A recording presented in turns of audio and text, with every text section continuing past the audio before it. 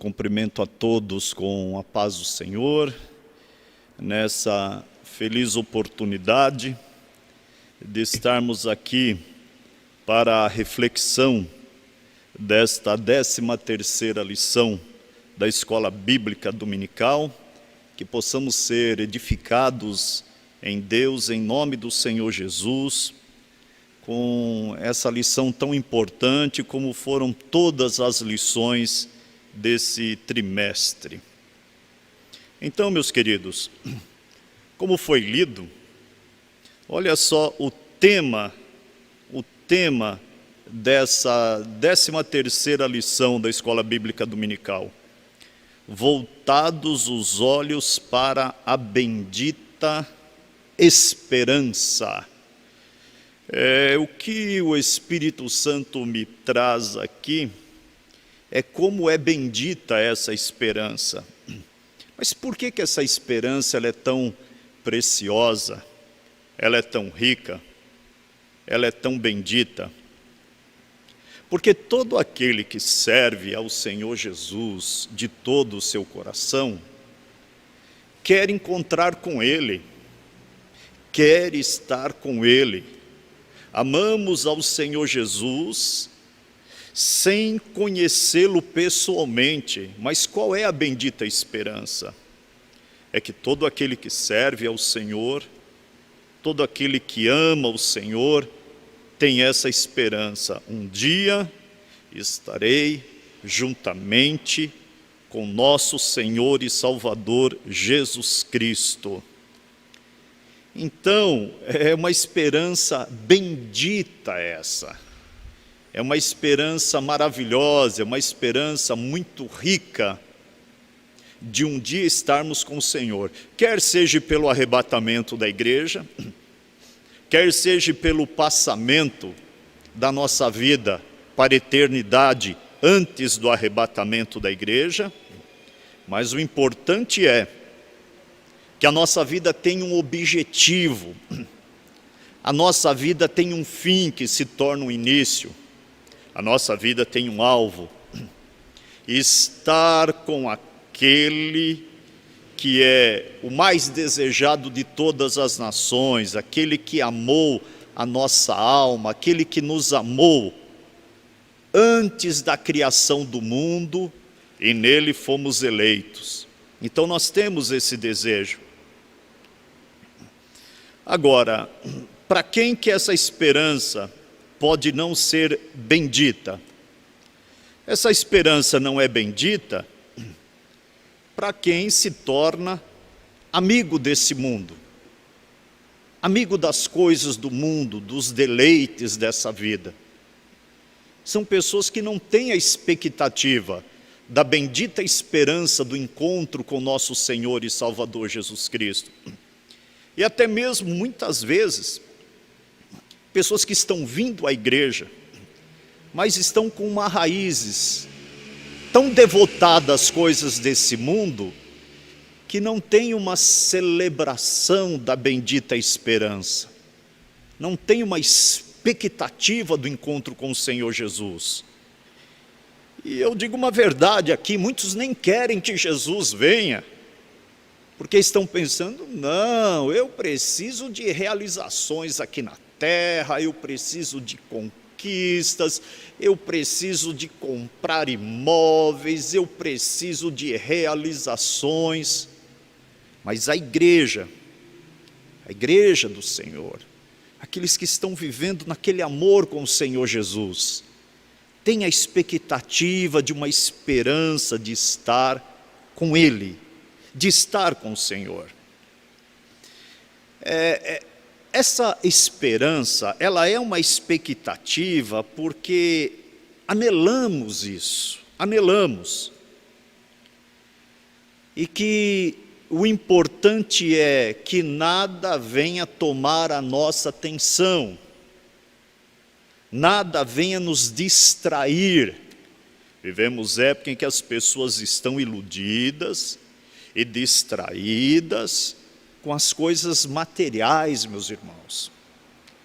Estamos em época em que as pessoas estão muito iludidas com essa casca que é o corpo, esquecendo que tem uma alma vivente dentro dele, e o que realiza as pessoas não é o material que esse corpo quer, mas primeiramente o espiritual. Lembra-se do Senhor falando, nem só de pão viverá o homem, mas de toda a palavra que sai da boca de Deus. Então que as coisas desse mundo não venham tirar de nós a viva esperança, a expectativa tão bendita que é o encontro com o Senhor Jesus. Porque eu digo uma verdade, meus irmãos, quando um salvo, alguém que é lavado no sangue de Jesus, parte desta vida, ele é imediatamente recebido pelo Senhor. Ainda que tenha que esperar o momento do corpo glorificado, mas já é recebido por nosso Senhor e Salvador Jesus Cristo.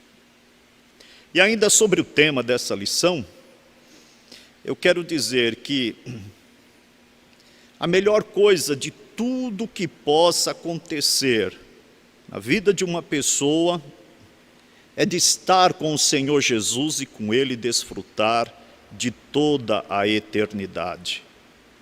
Por isso que é uma esperança bendita, por isso que é uma esperança verdadeira, por isso que é uma esperança que purifica-nos a nós mesmos, quando temos essa esperança de estarmos com o Senhor por toda a eternidade. Por isso a palavra diz, conheçamos e prossigamos em conhecer ao Senhor. Servir ao Senhor tendo essa esperança não pode ser algo cansativo. Servir ao Senhor e ter essa esperança é, amando o Senhor o conhecemos, e quando conhecemos mais o queremos conhecer, e quando lemos mais queremos ler, e quanto meditamos mais querendo meditar, e quanto oramos mais queremos orar, porque estamos caminhando para o alvo. Vivemos uma época de tantas pregações em que as pessoas vêm buscar os benefícios do Senhor, mas os seus corações estão longe da adoração verdadeira, longe do quebrantamento, longe de querer ouvir a palavra, meditar na palavra, deleitar na palavra, mas a esperança do nosso encontro com o Senhor Jesus nos renova tudo isso. Muito bem, então vamos aqui para os comentários dessa lição. Eu vou procurar não ler a maioria dos comentários, mas vou procurar trazer uma reflexão sobre ele. No primeiro ponto, nós temos a introdução e nós temos no primeiro ponto o título, breve o Senhor virá. E no primeiro subponto, a vinda de Cristo. A vinda de Cristo é certa. A vinda de Cristo é certa assim como na primeira vez ele veio. Cumprindo-se a plenitude dos tempos, Deus enviou o seu Filho.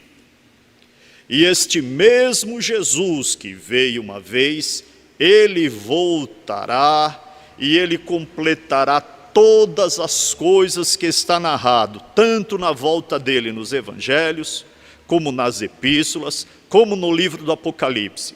Jesus voltará para arrebatar a igreja, Jesus virá para estabelecer o milênio, Jesus virá e reinará 1000 anos aqui nesse milênio, e no grande dia do juízo final, estará no trono branco.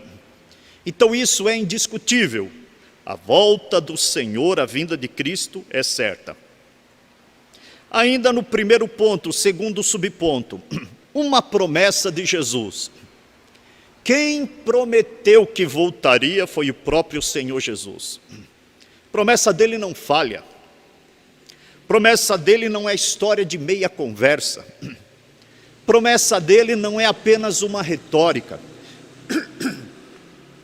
Promessa do Senhor Jesus não são palavras lançadas ao ar que não se cumprem. Se ele prometeu que voltaria, ele mesmo disse: não se turbe os vossos corações, credes em Deus, credes também em mim. Na casa do meu pai há muitas moradas, se não fosse assim, eu vou-lhe teria dito: vou e vos prepararei lugar. E se eu for e vos preparar lugar, voltarei para vós mesmo, para que aonde eu estiver, estejais vós também. Quer uma promessa mais firme do que essa, sendo que o próprio Senhor Jesus prometeu? Não tem. Então, a vinda de Jesus é certa, a promessa foi feita por ele mesmo e pelos profetas. E no primeiro ponto, o terceiro subponto, o dia se aproxima. Irmãos, em falar que o dia da volta do Senhor se aproxima, resumidamente, eu quero deixar observação aqui que o Espírito Santo, o outro Consolador que veio da parte do Pai, em nome do Senhor Jesus, ele está aqui na terra e ele é o responsável de preparar esta igreja, porque o dia está se aproximando.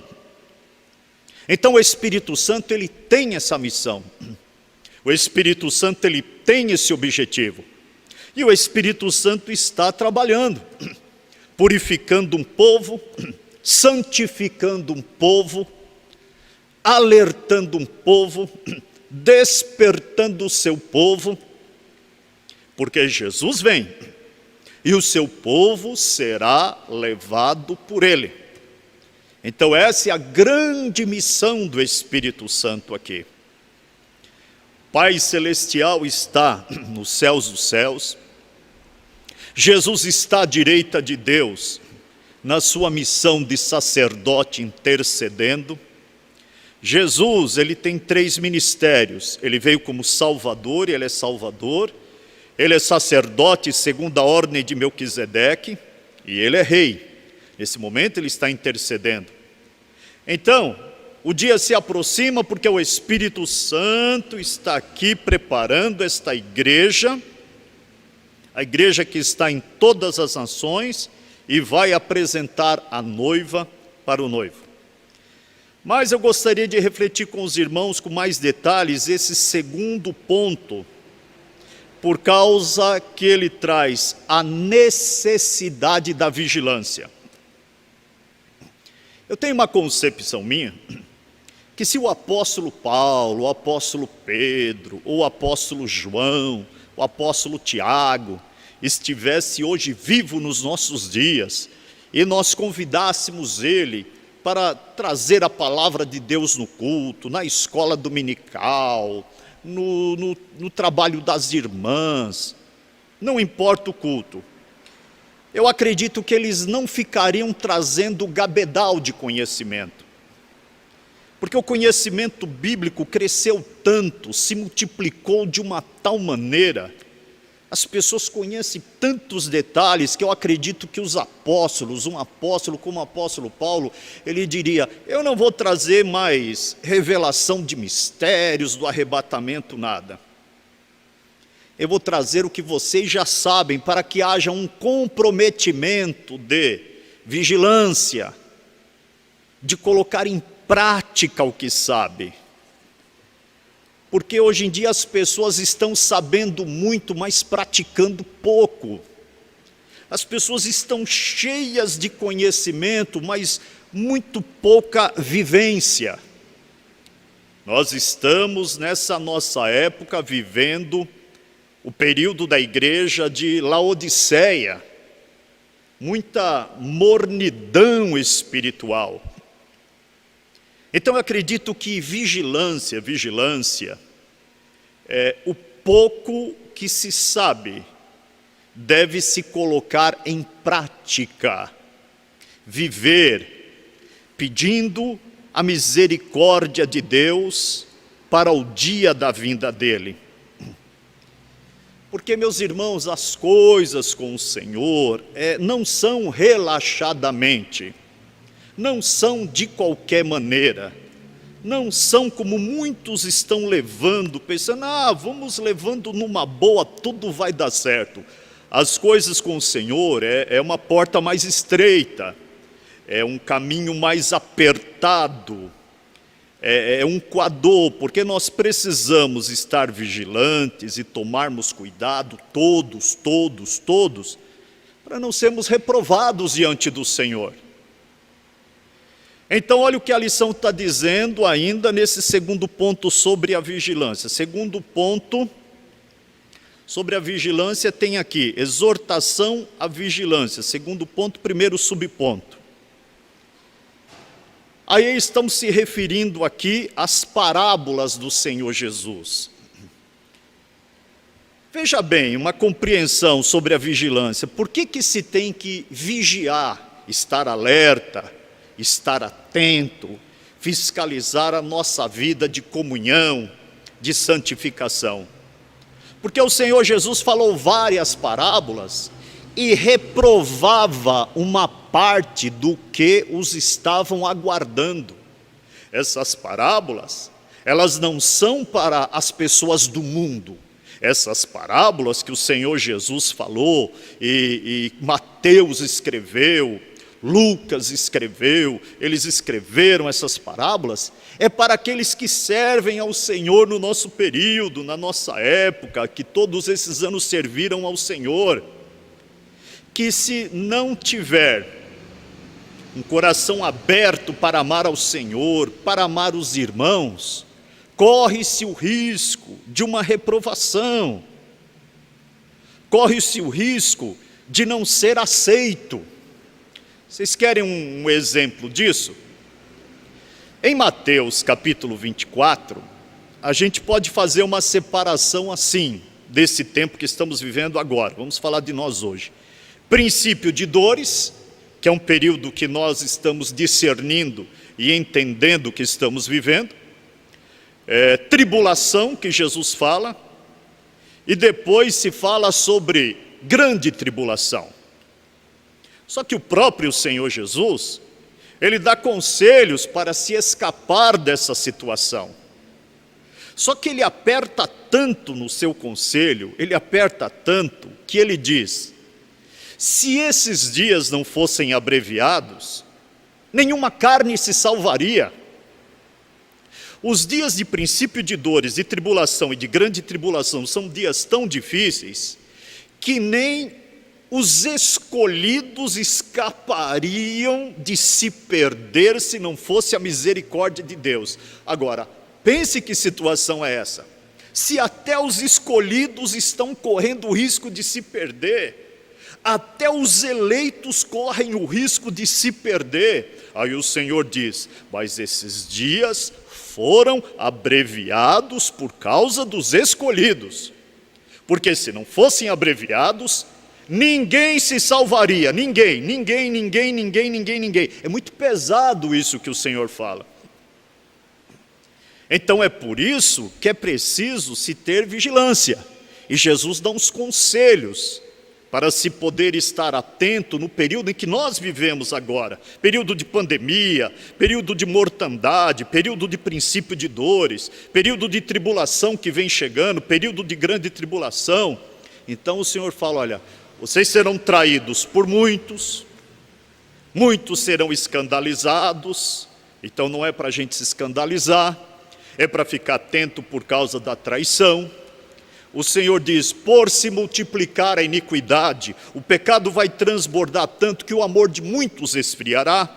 E a gente vê pessoas frias no amor para com Deus, frias, geladas. Tem uns que são mornos, mas tem uns que já estão frios e gelados. Mas aí o Senhor diz: aquele que perseverar até o fim será salvo. E um dos conselhos que o Senhor dá é estar orando em todo o tempo, para que sejais ávidos por dignos de evitar todas essas coisas e de estar em pé diante do Filho do Homem. Então, não é pensar que está tudo jóia, não preciso vigiar, eu estou tranquilo, uma vez salvo, salvo para sempre. Não é assim que o Senhor aconselha. E não é assim que o escritor da revista está nos exortando a vigiar. É viver assim: Senhor, me ajuda, Senhor, tem misericórdia de mim, me ajuda a estar te servindo melhor, Senhor, se tem alguma falha na minha vida, me perdoa. Senhor, se não estou amando os meus irmãos.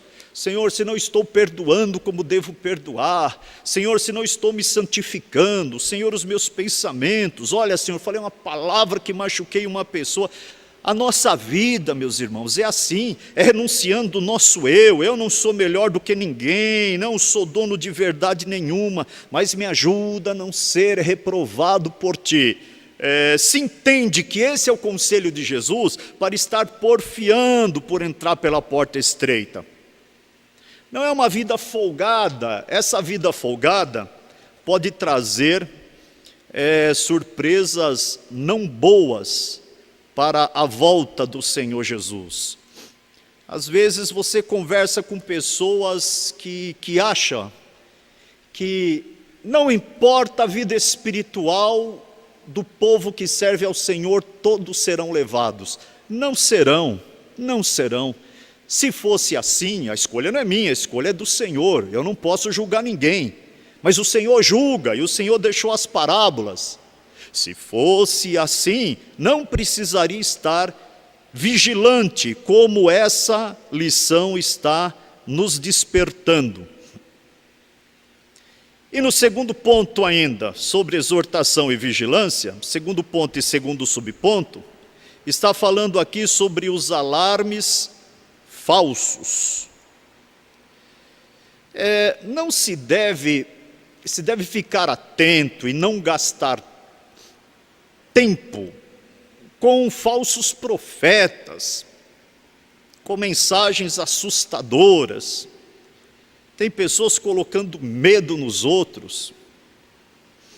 Hoje mesmo à tarde eu tenho uma live com pastores de Goiás, por causa que um determinado pastor do Pará soltou uma profecia que no dia 30, que é terça-feira, vai haver uma mortandade no Brasil, que as pessoas vão morrer, e apavorou tanta gente. E fizeram contato comigo dizendo: pastor, traz um pouco da escatologia, porque esse profeta disse que o cavalo amarelo vai ser solto terça-feira. Então é preciso se tomar muito cuidado com invencionices, com profecias que a pessoa está falando do seu próprio sentimento e da sua mente, e não da boca do Senhor. Porque a Bíblia diz que aquilo que vem do Senhor e se cumpre, mas aquilo que é falado por soberba do profeta não vai se cumprir. Então cuidado com os alarmes na internet, cuidado com os alarmes nas redes sociais, cuidado com as falsas profecias, os falsos profetas. Eu tive falando para os pastores que 2019 mesmo houve tanta profecia que viria tsunami que ia cobrir metade do litoral do Brasil, e não aconteceu nada disso. E a gente não vê nenhum daquele monte de profetas que profetizavam chorando, vim pedir perdão e desculpa, porque profetizaram sem o Senhor haver falado. Então cuidado, meus irmãos, com os falsos alarmes. Mas vamos aqui para o ponto 3. Você vê que a escola está caminhando com mais rapidez, porque nós não estamos lendo os textos, mas estamos trazendo conteúdo. Então vamos aqui no ponto 3, vivendo com fidelidade. E o ponto 3, o primeiro subponto, traz uma definição sobre esta fidelidade, que é ser leal. Interessante a igreja do Senhor Jesus aqui na terra. Eu estava meditando. Há quanto tempo a igreja vem falando sobre fidelidade? Se você for ler sobre os apóstolos e os pais da igreja, e depois você passa 1000 anos, 1500 anos, você chega na Reforma Protestante, você verá que não é 2 anos que a igreja está falando sobre a importância de fidelidade. Não são 20 anos que a igreja vem falando da importância de ser fiel. Não são 200 anos que a igreja vem pregando toda semana e final de semana sobre a importância de ser fiel.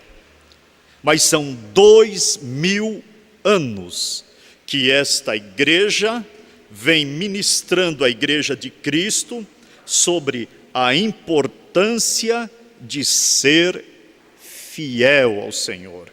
A importância de ser fiel, a importância de fidelidade. Mas nós estamos vivendo um tempo que se ouve pouco sobre este comprometimento de ser fiel, de fidelidade, de trazer o povo para um concerto com Deus. Mas esses 2000 anos, o povo que serve ao Senhor tem ouvido sobre isso.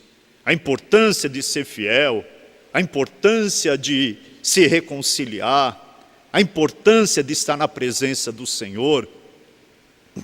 Quantas vezes, eu que sou dos antigos, 40 anos, pela misericórdia de Deus servindo ao Senhor, a gente já assistiu cultos com pedidos de perdão, onde a igreja estava em contrição, irmãos e irmãs pediam perdão para participar do culto, da Santa Ceia do Senhor. E por que faziam aquele pedido? Faziam aquele pedido porque queriam ser fiéis ao Senhor. E num tropeço, numa falha, se pedia o pedido de perdão.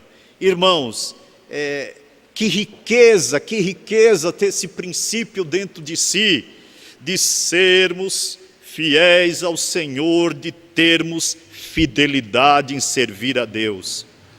Que riqueza! Os pastores de antigamente ministravam dizendo, eu me lembro disso desde jovem, para que não haja meio termo, para que não seja meio-meio, porque aquele que é meio-meio e não tem fidelidade, ele não desfruta nem do mundo e nem das coisas de Deus. Então é melhor ser fiel, ter fidelidade para desfrutar as coisas de Deus. Ou então, vai aproveitar do mundo. Porque estar para não ser, está perdendo o tempo dos dois lados. Mas deixa eu trazer um exemplo prático aqui. O que é fidelidade? Fidelidade, o que ele está querendo dizer aqui com fidelidade? Porque às vezes tem uma retórica explicativa, mas nós precisamos ir para o alvo, para a prática. Vou dar um exemplo prático de fidelidade. Aquele que fala palavrão, palavras torpes, não fale mais. Seja fiel, tenha fidelidade, não fale mais. Por quê? Porque você vai ser fiel a Deus. Aquele que cobiça a mulher do próximo, ou aquele que cobiça o homem do próximo, não cobice mais. Isso é fidelidade. Fidelidade na prática é isso, não cobice mais. Aquele que mente, engana, deturpa a verdade, não minta mais, seja fiel, tenha fidelidade, faça isso entre a pessoa e Deus. Isso é fidelidade, isso é uma transformação. Aquela pessoa que bebia antes álcool, bebida alcoólica, tenha fidelidade, não beba mais, não bebe. Eu sou servo de Deus, não vou beber bebida alcoólica, não vai entrar álcool. Aquela pessoa que não está nem aí para os outros, passe a amar as pessoas, considerar, valorizar por causa do amor de Cristo. Isso é ter fidelidade. Porque quando se é do mundo, não se dá valor às pessoas, e não estou nem aí para ninguém, vai servindo a Cristo, não. Fidelidade faz parte disso. Amar o nosso irmão, amar fervorosamente o nosso irmão e amar o nosso próximo. Ser fiel. Quando não éramos fiel, a gente impunha a nossa vontade. E agora? Agora não. Agora é a vontade do Senhor. Nós temos fidelidade para com Deus. Qual é a tua vontade, Senhor? Qual é o teu querer? Às vezes Deus quer humildade da gente, nós somos até difíceis para ser humilde, mas nós aprendemos isso com o Senhor, nós vamos vencer, a nossa vontade não vai impor, nós vamos ser fiel. O que é ter fidelidade? Ter fidelidade é assim, não vou falar da vida dos outros, vou lutar contra isso, não vou ficar tricotando na vida dos outros, eu tenho fidelidade para com o Senhor. Só se for um elogio, eu vou falar. Mas se vier a notícia, quer seja verdadeira, quer não seja, não vou ficar esticando nada da vida dos outros. Isso são pessoas fiéis. Fidelidade com o cônjuge. Quando a pessoa não tem fidelidade com pessoas que não têm compromisso com Deus, um homem casado acabava dando umas voltas, saindo com mulheres diferentes para conhecê-las e praticar o pecado. Mulheres saíam com outros homens, mas com fidelidade não se sai. Pode ser bonita o tanto que for, pode ser agradável, pode convidar para ir, vai pedir graça a Deus, vai dizer não e não vai sair. Então, essa é a fidelidade, isso é prática de ser fiel, de fidelidade, que eu escrevi aqui porque é importante trazer à memória. Nós somos chamados para fidelidade, vivemos em fidelidade.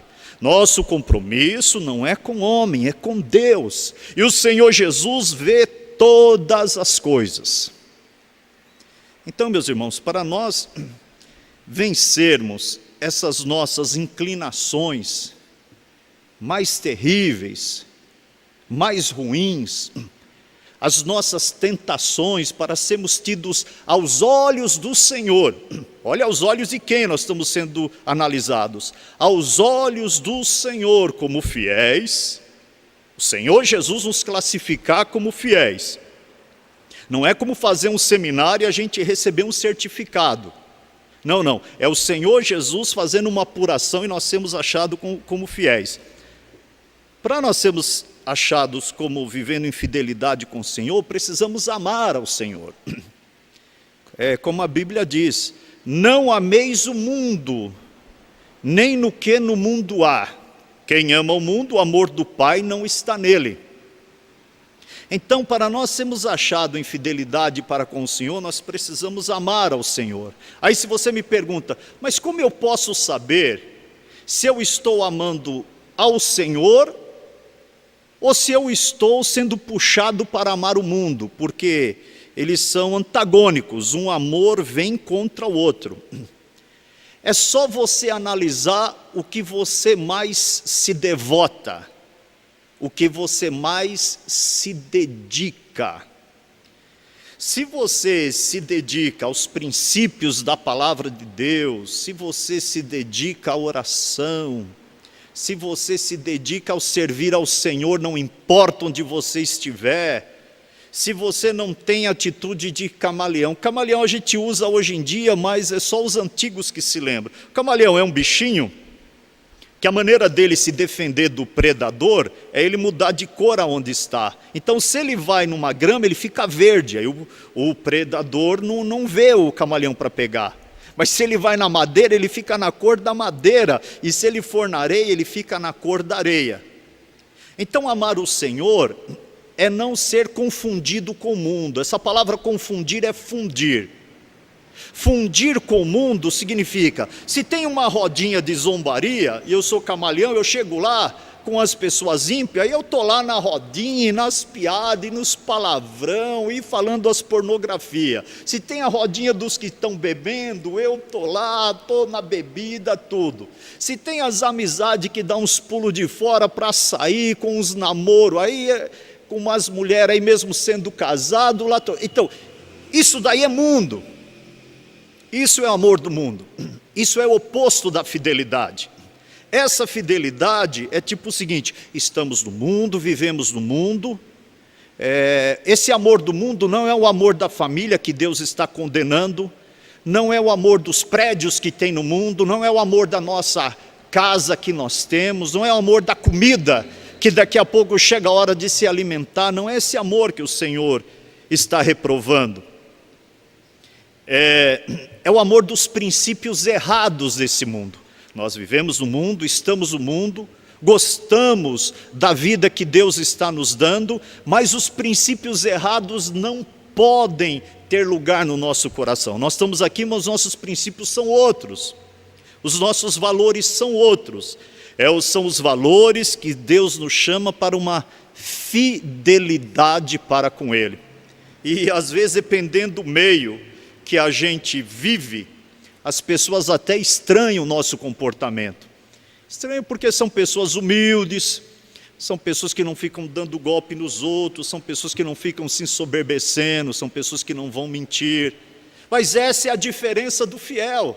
Essa é a diferença que nós vemos na vida de Daniel, nós vemos na vida de José, nós vemos na vida dos servos do Senhor e das servas do Senhor na Bíblia Sagrada. E para a volta de Jesus, a demonstração é essa, que eu, você, cada um de nós, possamos ser avaliados pelos olhos do Senhor, e o Senhor possa dizer ao nosso respeito. É o Senhor quem vai dizer ao nosso respeito: eis aí um fiel. Entra para o gozo do teu Senhor. Servo bom e fiel, sobre o pouco foste fiel, sobre o muito te colocarei. Entra para o gozo do seu Senhor. Porque, meus irmãos, esses anos todos servindo a Deus para ser reprovado, não desfrutou nem do mundo, nem das coisas, os prazeres mundanos que nós não queremos desfrutar, e não desfrutamos o suficiente da comunhão com o Senhor para ser aprovado. Não, nós queremos ser aprovados pelo Senhor, visto pelo Senhor, agradáveis ao Senhor. Olha, que o Senhor nos dê força, porque não é fácil esse patamar que Jesus Ele traça para nós, não é fácil. Nós não vamos vencer isso com a nossa própria força, mas com a graça do Senhor na nossa vida. A graça do Senhor Jesus, o grande amor de Deus e o poder do Espírito Santo agindo, nós venceremos, meus irmãos. Nós venceremos, creia nessa palavra, nós venceremos em nome do Senhor Jesus. Ainda falando sobre fidelidade, para nós concluirmos, então eu falei aqui sobre a definição de fidelidade, sobre o ser leal, sobre o ser fiel. No terceiro ponto, primeiro subponto. Agora no terceiro ponto, segundo subponto, a fidelidade de Deus. Isso é um assunto indiscutível. O quanto Deus é fiel nas suas promessas, o quanto Deus tem fidelidade com as suas ações, isso é indiscutível. Deus é fiel. Quer ver? Vou dizer algo aqui para vocês. O que Deus prometeu para Abraão de toda aquela terra não se cumpriu até hoje, meus irmãos. E Deus é fiel, mas vai se cumprir no milênio. Porque segundo a profecia, não será por guerra que Israel terá aquela parte dos países árabes. Os próprios países procurarão os judeus, entregarão para eles a terra e dirão: essa terra é de vocês. É assim que vai se cumprir, e vai se cumprir dessa forma. Por quê? Porque não há questionamento de que Deus é fiel em tudo. Cuidado com alguns programas de televisão que eles ficam questionando os propósitos de Deus, só para trazer confusão na mente das pessoas. Terceiro subponto e terceiro ponto, a fidelidade como virtude cristã. Isso é indiscutível também. A fidelidade faz parte da vida cristã, é uma virtude. Deus requer isso. Quando se lê a história da igreja, vai ler a história da igreja, mas pega os pais da igreja, aqueles que depois que os apóstolos faleceram, começaram a ministrar no ano 200, no ano 300. Depois você pula uns 1000 anos e pega o princípio dos reformadores, ministraram sobre fidelidade. Aí você pega a pós-reforma, ministraram sobre fidelidade. Aí você pega desses 100 anos para cá, o avivamento que veio no Brasil, ministraram fortemente sobre fidelidade. Aí você pega os mais antigos, como eu, pastor Paulo, vários outros aqui, que a gente conhece a igreja desde o final da década de 70, começo de 80. O que os pastores ministravam para nós? Fidelidade. Então a fidelidade, ela faz parte desse bojo. ela compõe a estrutura, ela é base, ela é alicerce da igreja cristã. E não é de 2, 20 ou 200, são 2000 anos de ministração de fidelidade. Nós temos que abraçar isso e não sair fora disso. Terceiro ponto e 4 subponto, para concluirmos. Tempos e estações. Irmãos, é só olhar para os sinais, os fins dos tempos, que a gente vê o cumprimento profético. Se fosse ministrar aqui sobre escatologia, estudo do porvir, dos acontecimentos futuros, estudo dos fins dos tempos, tem uma lista de cumprimento profético e nós estamos na última hora. Olha a criptomoeda chegando, que é um exemplo maior do que esse. Olha o 5G que está para ser leiloado em julho aqui no Brasil, vai ser implantado no mundo todo. E até 2023, 50% do mundo já vai estar funcionando o 5G. A criptomoeda que está para ser implantada no mundo, o 5G,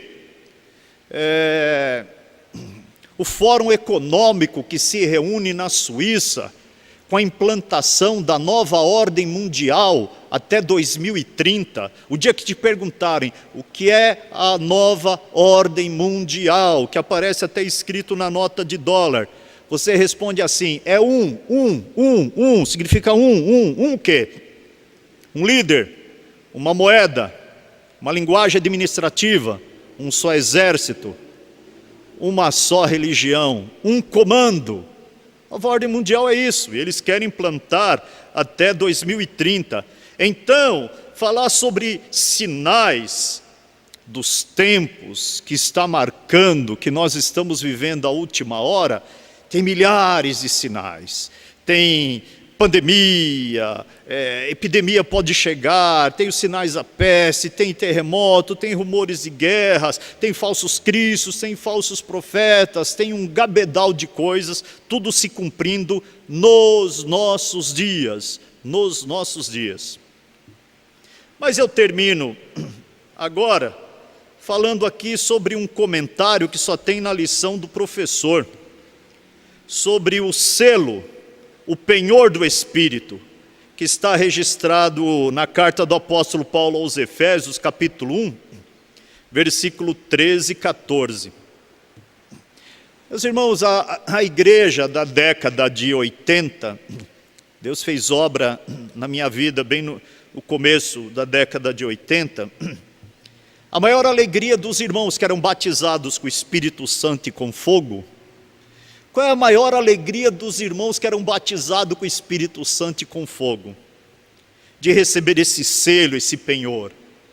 Era a alegria de estar assim, se Jesus me batizou com o Espírito Santo e com fogo, se Ele voltar, eu vou ser levado por Ele. Não estou dizendo que quem não é batizado com o Espírito Santo e com fogo, não será levado pelo Senhor Jesus. Eu não estou dizendo isso.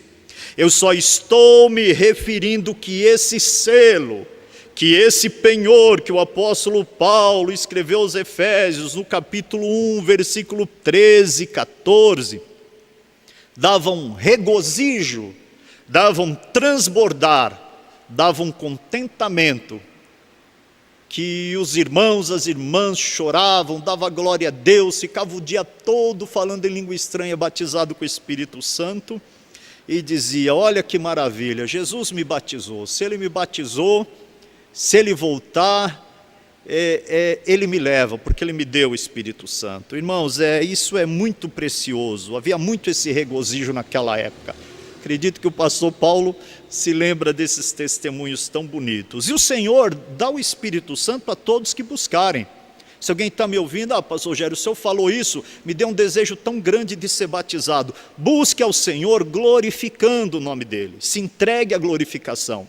Não faça a glorificação e pare. Glória a Jesus e para. Não se embala que nem uma criança. Mergulha no oceano, vai glorificando, vai dando glória, vai buscando, vai glorificando, vai dando glória, e Jesus me batiza, e vai dando glória e vai se entregando àquela adoração. Uma hora você não vai perceber, e vai vir um poder, é uma quentura tão grande, e Jesus te batiza com o Espírito Santo e com fogo, e você vai se regozijar com esse selo, com esse penhor do Espírito. Então, meus queridos, que Deus abençoe multiplicadamente a vida de cada um, que o nosso servir a Deus seja agradável diante dos olhos do Senhor, seja precioso, que o Senhor olhe para nós e diga: vocês são meus, e quando eu voltar eu vou levar vocês, e vocês estarão comigo para todo sempre. Que possamos ser aprovados pelo Senhor a cada dia.